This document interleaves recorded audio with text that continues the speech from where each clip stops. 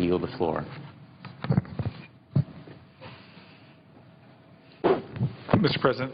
The senator from New Jersey. I just would like to briefly say thank you to my fellow senators who took time not only to come and listen to my maiden speech, but especially those who also spoke up on the issue as well. They spoke with eloquence. They spoke poignantly about people in their state, and I pray that they spoke persuasively. I want to thank Senator Hirono, Senator Menendez, my senior senator especially. I want to thank Senator Warren, who's still here, and Senator Blumenthal. I want to thank also Jack Reed, Senator Jack Reed, and Senate Majority Leader Reed as well for their working on this issue.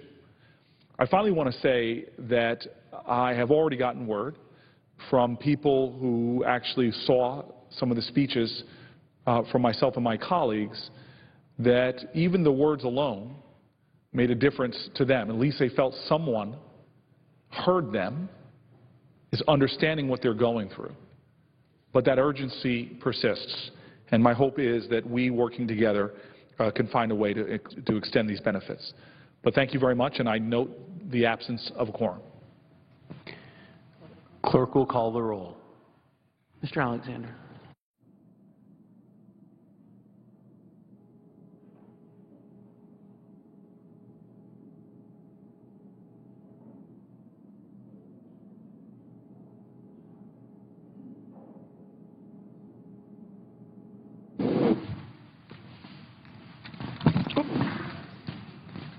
He's got the wrong kind for me. Mr. President. The senator from Massachusetts. I ask that the quorum be lifted. Without objection. I ask unanimous consent the Senate proceed to a period of morning business with senators permitted to speak for up to 10 minutes each. Without objection. Mr. President, I ask unanimous consent the Senate proceed to the immediate consideration of calendar number 222 S376. Without objection. Clerk will report. Calendar number 222 S376, a bill to reauthorize the National Integrated Drought Information System and for other purposes. Is there objection to proceeding to the measure? Without objection.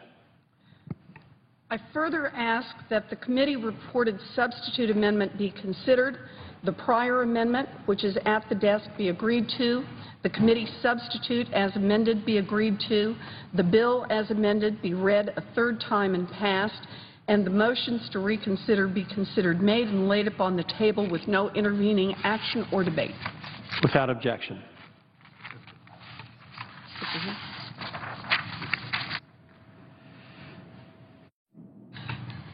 I ask unanimous consent the Judiciary Committee be discharged from further consideration of S-Res 340 and Senate proceed to its consideration.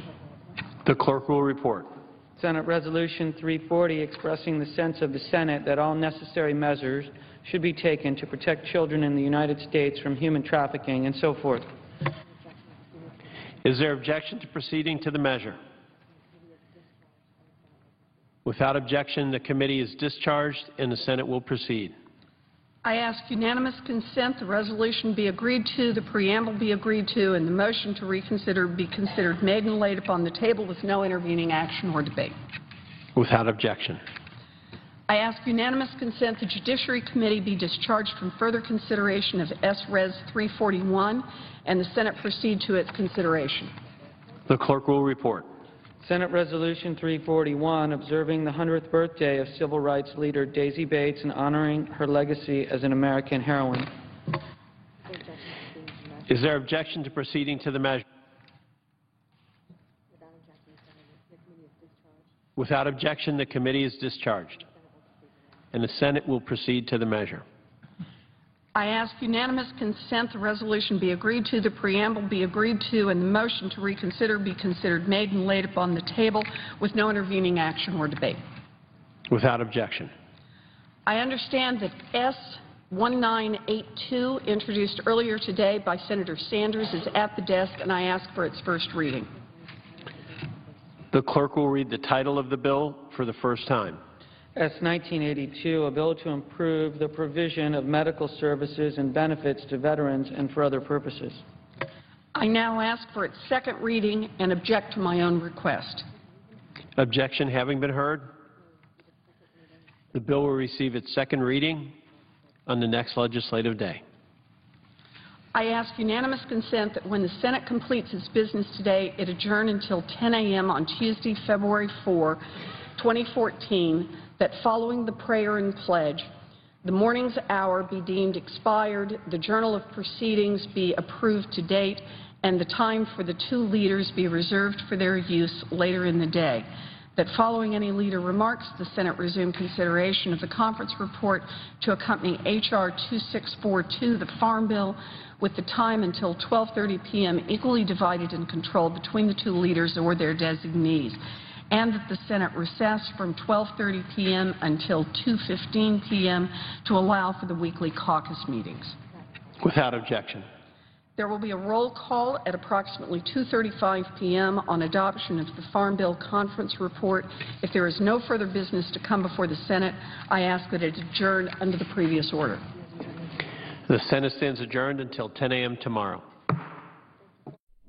So the Senate's gavelled out, but earlier today, members voted to limit debate on the House-Senate agreement over the Farm Bill. That measure sets agriculture programs and food stamp levels for the next 5 years. A final vote on that conference report is scheduled for tomorrow. Later this week, possible work on a bill dealing with veterans' benefits. You can follow the Senate live here on C-SPAN 2 when members return on Tuesday.